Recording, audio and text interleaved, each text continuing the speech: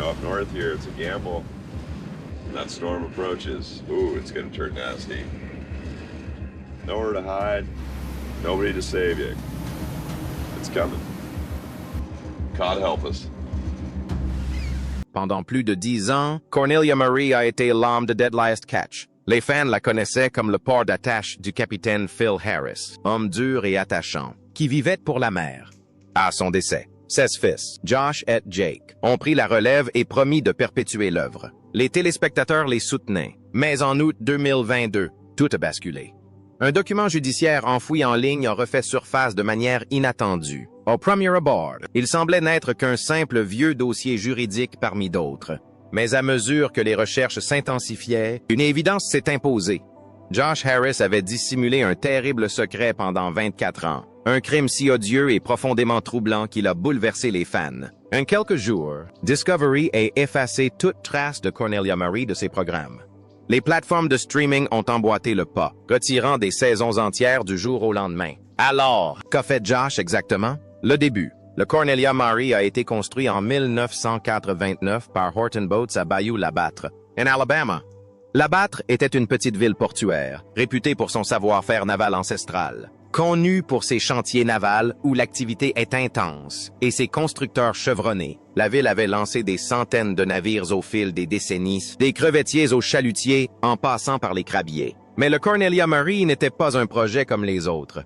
Elle marqua la fin d'une époque. Il s'agissait de la dernière construction commerciale d'envergure supervisée par le légendaire constructeur naval Elmo Horton, dont le nom reste une référence dans le milieu maritime du golfe du Mexique. Avec sa robuste charpente en acier, sa large coque et son pont long et élégant, le Cornelia Marie était conçu pour naviguer en mer de Bering. Elle mesurait 39 mètres de long et 8,5 mètres de large. Avec un tirant d'eau d'à peine plus de 3,3 mètres, elle était stable et profonde. Construite en acier massif et conçue pour affronter les conditions extrêmes de la mer de Bering. Toute, de sa coque renforcée à son poids considérable, était pensée pour durer.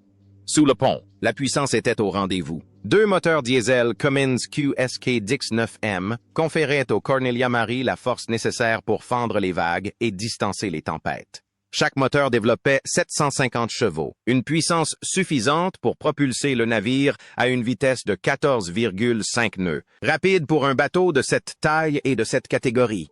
Cette vitesse était cruciale lorsque le temps était compté pendant les courtes saisons de pêche au crabe. Quand les autres ralentissaient, ce bateau fonçait. Le Cornelia Marie était équipé de réservoirs de carburant d'une capacité de 2800 gallons et de 30 gallons d'eau douce. Il pouvait rester en mer pendant des semaines sans avoir à rentrer au port, un atout essentiel pour atteindre les quotas dans le monde impitoyable et en constante évolution de la pêche au crabe en Alaska.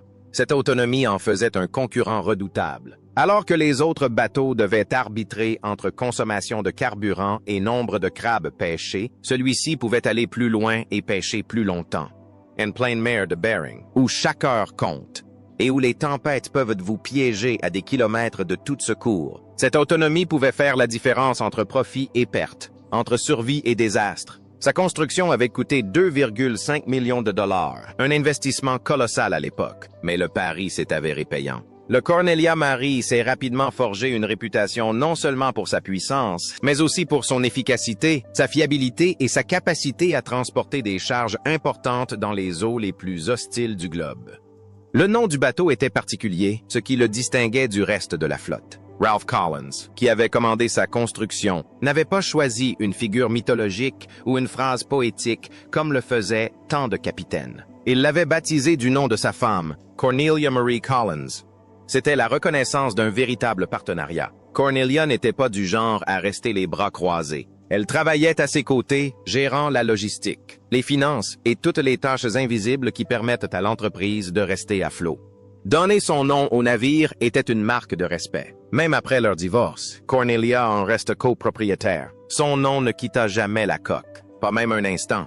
À ce moment-là, ce n'était plus qu'une simple peinture et des inscriptions. Et finalement, son nom deviendrait connu de millions de personnes. Avec sa coque bleu turquoise, ses finitions d'un blanc éclatant et ses bannières jaunes vifs flottant fièrement. Le Cornelia Marie était impossible à manquer.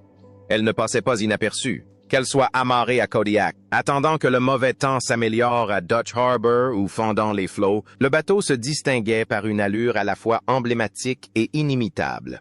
Mais il ne s'agissait pas seulement d'une belle peinture. Dès ses débuts, le Cornelia Marie défronte les pires dangers de la mer de Bering. Il chassait le crabe royal, le crabe opéral, le saumon et le hareng, chaque saison apportant son lot de périls. Ses eaux étaient parmi les plus tumultueuses au monde, et ce bateau était conçu pour les dompter. Grâce à ses immenses réservoirs de carburant et à sa généreuse capacité d'eau douce, le Cornelia Marie pouvait surpasser nombre de ses concurrents en termes d'autonomie. Tandis que d'autres étaient contraints de rebrousser chemin pour se ravitailler, ils continuaient de pêcher. Dans un secteur où la pêche est un processus continu et où les marges sont infimes, cela a contribué à forger la réputation du Cornelia Marie comme l'un des bateaux les plus robustes en mer. L'équipage initial du Cornelia Marie était composé d'un mélange de marins chevronnés et de novices. Certains étaient attirés par l'adrénaline, le danger et la promesse de gains importants. D'autres cherchaient simplement à survivre, espérant échapper à leur passé ou prendre un nouveau départ. Quoi qu'il en soit, tous étaient confrontés aux mêmes conditions extrêmes. Des vagues glacées s'abattaient sur la proue sans prévenir, plongeant tout dans un froid mordant. Le vent hurlait dans le gréement comme un avertissement que nul ne pouvait ignorer. Chaque quart était un pari risqué. Un faux pas et un homme pouvaient sombrer en mer. Pourtant, le Cornelia Marie continuait d'avancer. Voyage après voyage? Durant l'hiver meurtrier de 2005, lorsque le Big Valley sombra dans les ténèbres glaciales, le Cornelia Marie participa aux recherches désespérées de survivants. Un seul homme fut extrait vivant des décombres, mais cette mission laissa une empreinte indélébile. Des actions comme celle-ci contribuèrent à asseoir la réputation du Cornelia Marie. Ce n'était pas qu'un simple bateau de pêche au crabe. Bien avant que des caméras n'y montent ou que la célébrité ne le trouve, le Cornelia Marie s'était déjà forgé une légende parmi ceux qui gagnaient de leur vie aux confins du monde. Dans les années 1990 et au début des années 2000, le Cornelia Marie était devenu une véritable star. Une importante rénovation a permis d'allonger le bateau de 6,7 mètres, augmentant ainsi sa capacité de pêche au crabe de 45 tonnes. À pleine capacité, il peut désormais ramener plus de 136 tonnes de crabes en une seule sortie, alors que d'autres bateaux ont connu des difficultés durant les saisons difficiles ou ont cédé sous la pression. Le Cornelia Marie a tenu bon. Son succès reposait sur un travail acharné, des choix judicieux et une prise de décision constante. Autant de qualités qui, un jour, feraient du bateau le candidat idéal pour la télé-réalité. Au cœur de cette histoire se trouvait Phil Harris. Il a rejoint l'entreprise au début des années 1990, s'est imposé et est devenu copropriétaire. En 1998, il en avait pris la direction. La phase de transition. Phil Harris était un homme dur à cuire, exigeant et d'une loyauté sans faille envers son équipage. Il traitait les hommes du Cornelia Marie comme sa famille, les soutenant dans chaque tempête, chaque blessure et chaque longue nuit passée sur le quai. Son lien avec ce bateau était profond. Cette période, qui dura plus de 20 ans, façonna l'âme du Cornelia Marie. Son parcours commença à Bottle, dans l'État de Washington, une petite ville où il apprit le métier de pêcheur avec son père dès l'âge de 8 ans.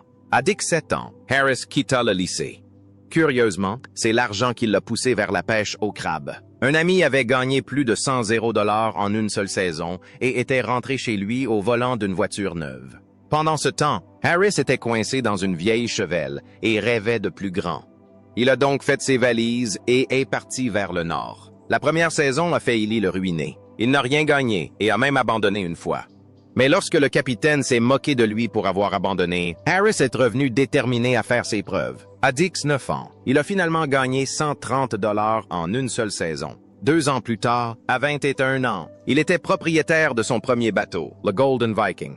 Son capitaine lui a confié la barre le jour de son anniversaire. Ce qui aurait dû être une fête s'est transformé en un fardeau de dettes colossales, du matériel hors d'usage et la tâche quasi impossible de gagner le respect des jeunes capitaines. À un moment donné, il s'est retrouvé face à une facture de réparation d'urgence de 50 $. La plupart des gens auraient abandonné, mais pas Harris. À 25 ans à peine, il s'était déjà forgé la réputation d'être l'un des capitaines les plus coriaces et les plus intelligents de la mer de Bering. Il était connu pour fumer cigarette sur cigarette et donner des ordres à la volée. Mais derrière cette apparence austère, il était profondément attentionné. Il partageait les bénéfices équitablement. Il n'a jamais demandé à son équipe de faire quelque chose qu'il ne ferait pas lui-même, et il le respectait pour cela. Nombre d'entre eux sont revenus saison après saison, bravant les pires tempêtes. Sa vie personnelle, en revanche, était une autre histoire. 2 divorces et une lutte contre la toxicomanie. Il n'était pas parfait, mais pour le bateau et l'équipage, il se donnait à fond. Les casiers à crabes vides l'empêchaient de dormir. Car pour lui, cela signifiait que son équipage risquait de rentrer bredouille. C'était inacceptable pour lui. Sous le commandement de Harris, le Cornelia Marie subit d'importantes transformations. Lors d'une refonte majeure, le bateau fut découpé en 4 parties et allongé de 6,7 mètres. Cela a permis d'ajouter 45 tonnes de capacité de transport de crabes. 16 fils, Josh et Jake, l'ont rejoint sur le pont, transformant le Cornelia Marie en bien plus qu'un simple bateau de pêche. En 2005, un événement majeur s'est produit. Le Cornelia Marie a été l'un des 4 seuls bateaux sélectionnés pour un reportage complet dans la 2e saison de Deadliest Catch. La production a eu fort à faire. Plus de 250 bateaux sillonnaient de la mer de Bering, et elle ne voulait que les meilleurs. En finale, la liste était réduite à environ 89 bateaux. Le Cornelia Marie se distinguait par ses prises exceptionnelles et par son capitaine, Phil Harris. Phil n'était pas convaincu au départ. L'idée que des caméras suivent son équipage ne l'enchantait guère. Il craignait que les tournages ne perturbent le travail, n'altèrent le déroulement des opérations, ou pire encore, ne capturent des images compromettantes lors d'une situation dangereuse. Discovery Channel souhaitait un bateau fiable, mais Phil tenait à protéger son équipage et à se concentrer sur la pêche. Néanmoins, le moment était opportun. Cette année-là, le secteur a connu une transformation majeure. Le nouveau système de quotas de pêche individuelle a remplacé l'ancien système de compétition pour la saison du crabe. Cela a ralenti le chaos, mais a aussi rehaussé le niveau d'exigence. Seuls les bateaux les plus performants ont été sélectionnés. Le Cornelia Marie avait mérité sa place dans ce groupe d'élite. Phil a fait un choix audacieux en intégrant ses fils, Josh et Jake, à l'émission. Cela a donné une toute nouvelle dimension au programme. Cependant, Phil ne leur a accordé aucun traitement de faveur. Il les a poussés à bout, comme tout le monde. Ce que les téléspectateurs ont vu à l'écran était authentique. Le travail, les tensions et les moments où la paternité entrait en conflit avec le leadership. Une scène reste gravée dans la mémoire des fans. Celle où Phil regarde Jake et lui dit « Tu dois te faire soigner, MEC. Au moins, tu auras une chance de t'en sortir. » Les caméras ont suivi les frères dans leur apprentissage de la pêche au crabe et ont continué à filmer malgré la dégradation de la santé de Phil. Les téléspectateurs l'ont vu travailler, de Rieger, Lutter et aimer. L'honnêteté de Phil expliquait en grande partie pourquoi les gens s'identifiaient à lui. Il avait un caractère bien trempé, disait toujours ce qu'il pensait et était souvent hilarant sans même s'en rendre compte. Qui pourrait oublier des répliques comme « J'ai l'impression d'être un homme unijambiste dans un concours de baston » ou encore « Maintenant, vous savez pourquoi les lions mangent leurs petits ?» Cet humour l'a aidé à surmonter les moments les plus difficiles. Son bateau, le Cornelia Marie, l'a également beaucoup aidé. Il était différent des autres. Ce mélange audacieux d'aigus marines, de blanc et de jaune en a fait une marque. Les fans achetaient des casquettes, des t-shirts, des mugs et même des maquettes de bateaux. On publiait des photos à chaque fois qu'on l'apercevait au port, comme si l'on retrouvait un vieil ami. Même après avoir changé de propriétaire ou avoir disparu des écrans pendant un certain temps, son image est restée intacte. Le bateau a également acquis sa renommée grâce à ses performances exceptionnelles. Dès ses débuts, le Cornelia Marie a réalisé des prises impressionnantes. Durant la saison 2005, particulièrement éprouvante, ce bateau figurait parmi les meilleurs. Phil s'est démené, affrontant les tempêtes, rivalisant avec ses adversaires et prolongeant ses sorties en mer. Le bateau lui en donnait les moyens. Avec ses 39 mètres de long, il pouvait transporter près de 300 tonnes de crabes. Cela signifiait moins d'allers-retours au port et plus de temps consacré à la levée des casiers. Le résultat n'était pas seulement un bon spectacle télévisé. Ils ont démontré le savoir-faire et la ténacité de l'équipe. Ils ont montré jusqu'où Phil était prêt à aller. Cependant, une autre histoire se déroulait. Phil était un personnage hors du commun, tout comme son combat contre la dépendance. Il n'était pas seulement le capitaine donnant des ordres depuis la timonerie. Il était aussi l'homme qui avait toujours une cigarette allumée entre les doigts. La série a tout capturé, la cigarette à outrance, les interminables cafetières et les canettes de Red Bull empilées comme des réservoirs de carburant. Cela semblait faire partie intégrante du personnage, mais cela le détruisait à petit feu. En 2008, Phil a été victime d'un anévrisme pulmonaire en mer. Cela aurait dû être le déclic. Les médecins l'ont supplié d'arrêter. Son équipe et ses fils l'ont supplié. Mais Phil n'a pas arrêté. Il n'a pas arrêté de fumer, de boire, ni de gérer le stress. En 2010, à 53 ans, Phil a été victime d'un accident vasculaire cérébral massif. Malheureusement, la dépendance s'est abattue sur la famille Harris comme une malédiction. Tout a basculé à cet instant précis. Le 29 janvier 2010, alors que l'équipage déchargeait des crabes, Phil s'est soudainement effondré. Il s'agissait d'un accident vasculaire cérébral massif. Son équipe s'est immédiatement mobilisée et a appelé des renforts par radio. Les ambulanciers sont arrivés en courant. L'île Saint-Paul était si isolée que l'hôpital principal le plus proche se trouvait à des centaines de kilomètres. Ils ont stabilisé l'état de Phil, organisé son évacuation sanitaire et l'ont transporté par avion à Anchorage. Ses fils et son équipage, Abasor D, sont restés sur place tandis que Phil s'éloignait, luttant pour sa vie. Les caméras ont tout filmé, chaque appel radio-frénétique. Cela a soulevé des questions difficiles. Fallait-il exposer une telle souffrance au monde entier? Phil ne pouvait ni répondre par oui ni par non.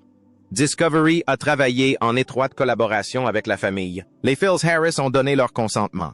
Ils souhaitaient que la vérité éclate, pour rendre hommage à leur père. Mais c'est un choix qui, encore aujourd'hui, met mal à l'aise. Au début, on aurait pu croire que Phil allait déjouer les pronostics. Il serrait des mains, parlait et plaisantait. Les médecins n'en revenaient pas. La plupart des victimes d'AVC mettent des mois à se rétablir, comme Phil l'a fait en quelques jours. Pourtant, une hémorragie cérébrale soudaine a tout changé. L'état de Phil s'est aggravé. Ses fils et ses amis sont restés à son chevet. Il ne restait plus qu'à lui dire adieu. Le 9 février 2010, Phil Harris nous a quittés. Ses cendres ont été partagées. La moitié a été placée dans le réservoir d'essence d'une Harley-Davidson avec les restes de sa mère. Les autres se sont dispersés en mer. La mer avait toujours été sa maison. Lorsque l'épisode de Deadliest Catch, intitulé « Le jour de la rédemption », a été diffusé le 20 juillet 2010. 5,4 millions de personnes l'ont regardé. Cet épisode est devenu l'un des plus regardés de tous les temps. Nombreux sont ceux qui ont avoué avoir pleuré avec la famille Harris. Ce n'était plus seulement une série. Phil Harris n'était pas qu'un simple capitaine. Il était l'homme de Deadliest Catch. Des années après sa mort, ses citations continuent d'être partagées en ligne par les fans.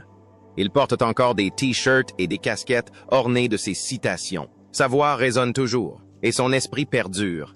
Après le décès du capitaine Phil Harris en février 2010, ses fils, Josh et Jake, se sont retrouvés face à un dilemme déchirant et quasi impossible.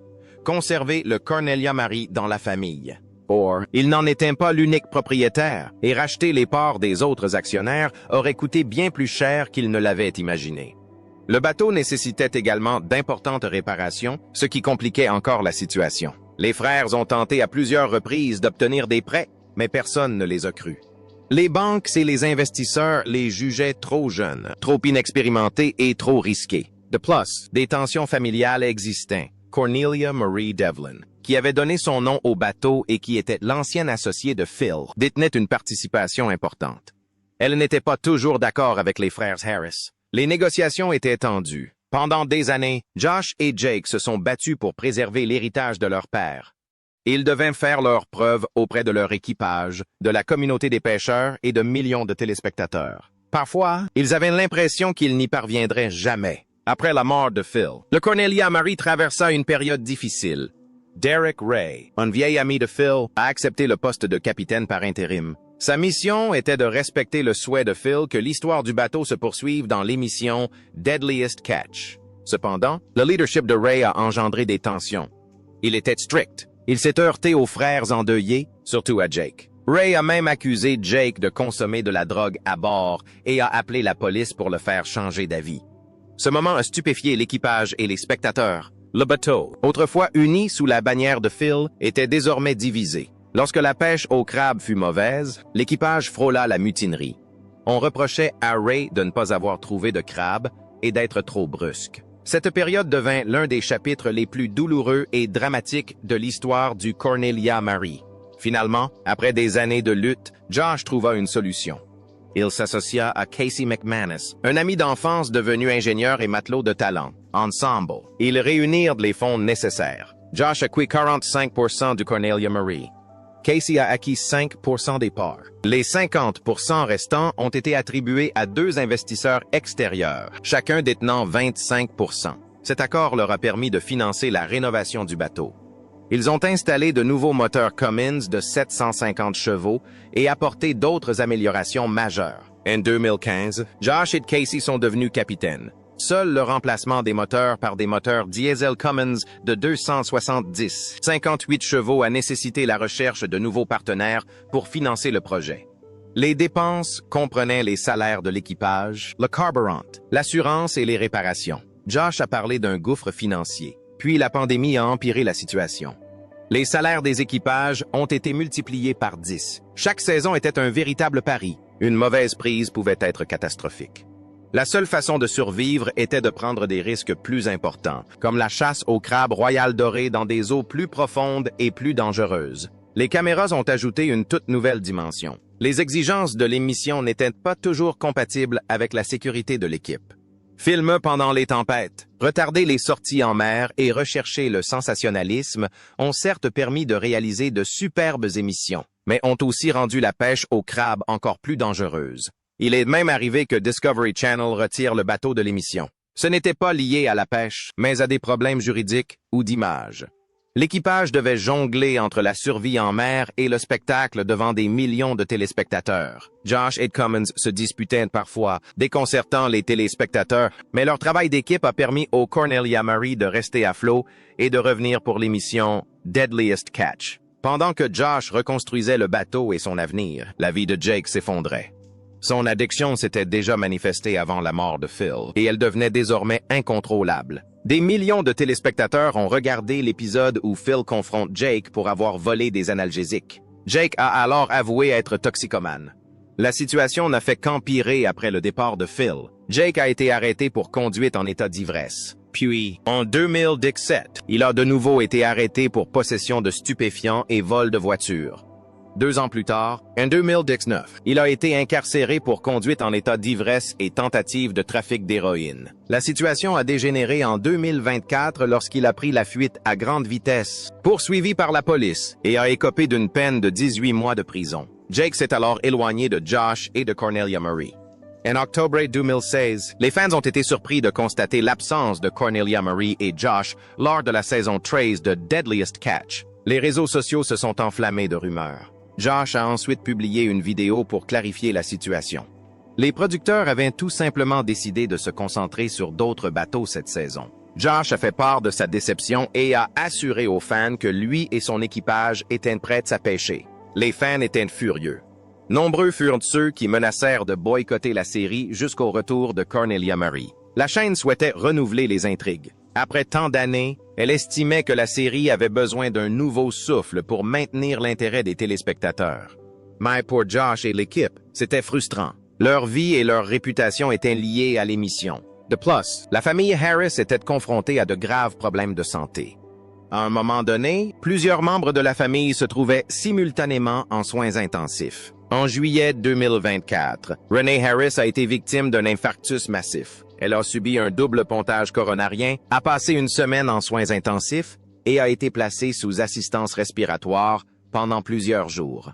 Son cœur s'est arrêté 4 fois. D'autres membres de la famille ont été victimes d'accidents vasculaires cérébrales, d'hémorragie cérébrale et d'urgences médicales. Le stress était insoutenable, les obligeant à se concentrer sur leur survie plutôt que sur la pêche ou le tournage. Les fans se sont mobilisés pour les soutenir, leur envoyant de l'argent et des messages d'encouragement. À cette douleur s'est ajoutée la disparition du capitaine Grant Harris, le grand-père de Josh. Après la perte de Phil, ce second deuil a été un coup dur pour Josh. Le poids de devoir assumer l'héritage de 2 générations de capitaines tout en menant ses propres combats pesait lourdement sur Josh. Il a parlé ouvertement de sa lutte contre la dépression et l'anxiété, mais ses pertes ont aussi alimenté sa détermination. Il a donc choisi d'honorer son père et son grand-père en perpétuant l'histoire du Cornelia Marie. Au fil de cette aventure, l'équipe de tournage de Deadliest Catch est devenue bien plus que de simples cadreurs. Ils sont devenus comme une famille. Ils ont affronté les mêmes vents glaciales, les mêmes mers dangereuses et les mêmes nuits blanches. Ils ont été témoins des moments les plus intimes de la famille Harris. Le chagrin, les victoires, les peines. Parfois, ils devaient prendre du recul lors de moments très personnels, mais souvent, ils partageaient les tâches ménagères, les repas et même les tensions. Le retour du Cornelia Murray dans la saison 14 de Deadliest Catch a suscité un véritable regain d'enthousiasme chez les fans. Après sa disparition en 2017, l'absence du bateau avait profondément attristé de nombreux téléspectateurs.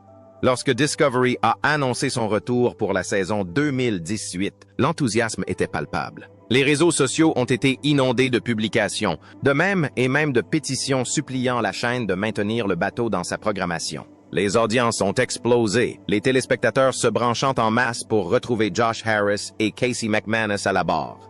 Les fans étaient impatients de voir si la nouvelle génération saurait honorer l'héritage de Phil. Leur joie et leur soulagement étaient palpables. Cornelia Murray faisait partie intégrante de l'âme de la série, et son retour était comme retrouver une part de cette âme. En 2020, l'histoire de Harris a pris un tournant inattendu avec le lancement de Deadliest Catch Bloodline. Ce spin-off a déplacé l'action des eaux glacées de l'Alaska au rivage ensoleillé de Hawaï. Tout a commencé lorsque Josh a découvert une cinquantaine de vieilles cartes de pêche cachées dans la cabine de son père sur le Cornelia Murray. 3 de ces cartes représentaient Hawaï, couvertes d'étranges notes et de lieux de pêche indiqués. Déterminé à suivre les indices de son père, Josh fit équipe avec Casey et un pêcheur local nommé Jeff Silva. Ensemble, ils se lancèrent à la recherche des secrets dissimulés dans les cartes de Phil. Ils ne recherchaient pas seulement de gros poissons comme le thon ahi, qui peut valoir jusqu'à 2 $ pièce. Ils cherchaient à exhumer un pan caché du passé de Phil. Bloodline mêlait pêche et quête personnelle. Alors que le Cornelia Murray poursuivait sa navigation, des changements de leadership se sont peu à peu manifestés. Casey McManus a pris de plus en plus d'importance. Tandis que Josh était confronté à des problèmes personnels et juridiques, Casey a relevé le défi. À partir de la saison 14, les fans ont remarqué que Casey prenait les rênes du bateau et prenait des décisions cruciales. En coulisses, son expertise assurait le bon fonctionnement et la stabilité financière du Cornelia Murray. Cependant, le rôle de Josh s'est encore réduit lorsque ses sombres secrets ont été révélés. La vérité sur Josh, et notamment le coup dur qu'il a porté, est apparue en septembre 2022 lorsqu'il a été révélé qu'il avait plaidé coupable des années auparavant d'agressions sexuelles sur mineurs. Discovery a réagi promptement. La chaîne a rompu tout lien avec Josh et a retiré les émissions Deadliest Catch et Bloodline des plateformes de streaming. La réputation de Josh s'est effondrée du jour au lendemain. Le scandale a éclaté en août 2022 avec la diffusion en ligne d'anciens documents judiciaires. Les fans ont été stupéfaits d'apprendre qu'en 1998, Josh, alors âgé de 15 ans, avait agressé sexuellement la fille d'un ami de la famille, âgée de 4 ans. Les détails de l'affaire étaient effroyables. Les retards dans l'analyse ADN ont retardé les accusations jusqu'à l'année suivante. En 1999, Josh a plaidé coupable à une infraction moindre et a purgé 9 mois de prison. Il dut également suivre 2 ans de traitement. Nombreux furent ceux qui estimèrent la peine bien trop légère au regard du crime. Pendant plus de 20 ans, ses sombres passés resta enfoui. Lorsque la vérité a finalement éclaté, les fans étaient furieux et se sentaient trahis, se demandant comment un crime aussi grave avait pu passer inaperçu. Discovery a réagi promptement dès que l'affaire a été rendue publique. Les anciens épisodes ont disparu des plateformes de streaming aux États-Unis, au Canada et ailleurs. Même les publications et les tweets promotionnels ont disparu. La chaîne ne voulait aucun lien avec le scandale. Les réactions des fans étaient partagées. Certains ont salué la rapidité d'action de Discovery, tandis que d'autres ont déploré la disparition de Cornelia Murray de leurs écrans. Casey McManus. Bien qu'innocente dans cette affaire, on a également payé le prix. En rompant tout lien avec Josh, Discovery a aussi rompu les liens avec Casey. Son contrat n'a pas été renouvelé et son aventure dans la série s'est terminée sans qu'il y soit pour rien. Les fans ont trouvé cela injuste. Casey avait toujours été respecté, mais il s'est retrouvé pris dans la tourmente.